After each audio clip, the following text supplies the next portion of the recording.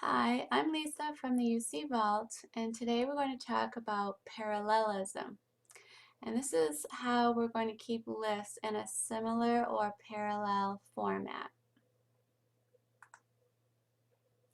So we have some things to keep in mind. When we're writing a sentence that includes a series or a list, we need to keep those items in the list in a similar format. We're going to look at some examples and compare good with bad in order to try to see this concept more clearly.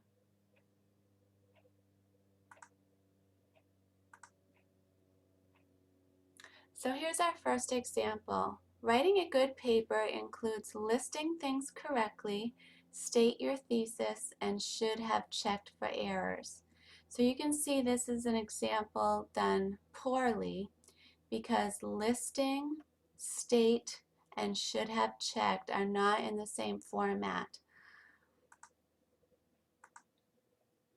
Now, if we're going to take a look at it written in a better way, we could say writing a good paper involves listing things correctly, stating your thesis, and checking for errors. You can see that in this example, we have stating, listing, and checking all in the same format. So here's a helpful tip. In the previous example, we can try to finish each sentence using it separately with the beginning of our sentence to see if it sounds right. So writing a good paper involves listing things correctly, writing a good paper involves stating your thesis, and writing a good paper involves checking for errors. So you can see here that this sentence structure is indeed all parallel.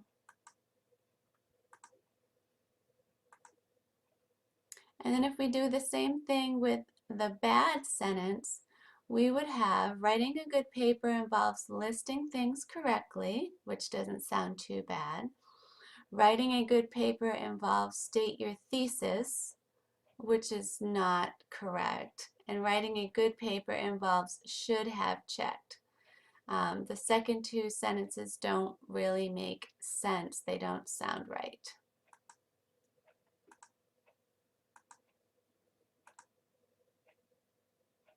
So here's a new sentence example. We would like to have both a good time and want it to be a good experience.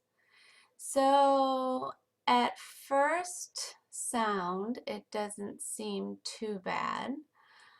However, we could write this better. We would like to have both a good time and a good experience. By writing it this way, we have a more parallel sentence structure because both are preceded by the words a good. That helps it to be more parallel.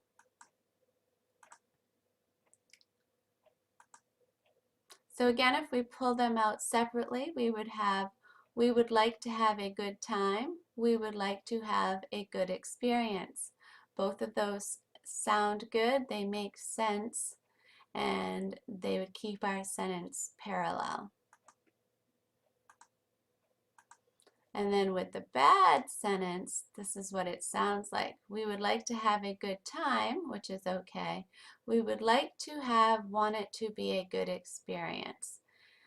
So obviously that sentence doesn't sound right when we add it back to the beginning. Here's our third example. In a sentence, the subject does the action, the verbs expressed action, and adjective will describe a noun. So that doesn't sound right at all. We can write this a better way by saying, in a sentence, the subject does the action, the verb expresses action, and the adjective describes a noun. This sentence structure is parallel because we have used the word the with each new section, and we have kept the subjects singular, and we have kept all the verbs in the present tense instead of mixing the tenses. Like above, we have the present tense, the past tense, and the future tense all included. Now, using our helpful tip, we can pull the items in the list out and see if we can put them with the beginning of the sentence. In a sentence, the subject does the action. In a sentence, the verb expresses, and in a sentence, the adjective describes. These all make sense when we put them together, and now they are parallel. If we separated out the first way, in a sentence, the subject does the action, which is okay. In a sentence, the verb's expressed action, that's past tense instead of present in the first example. And then in the last example, in a sentence, adjective will describe, which is future tense, and we have omitted the word the before it, so it doesn't sound similar to the first two. So this format was not parallel.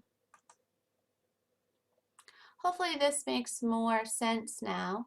I hope that reading through some examples, trying them out with the helpful tips, helps make it more understandable. And when you separate out the items in the list and add them back to the main part of the sentence individually, it's usually a good way to see if they're going to sound similar or parallel. The Purdue OWL has a great list of several scenarios, and you can visit their website for more. You can also visit our website for more examples at UC VAWLT. And you can see that here in the orange at learn.maine.edu/vault. We also have a Google Plus community that you can visit, the UC VAWLT community, sorry. And we can also be found on Twitter at #VAWLT, and that's all caps, and it's VAWLT. I hope you enjoyed the presentation today on parallelism. Thank you.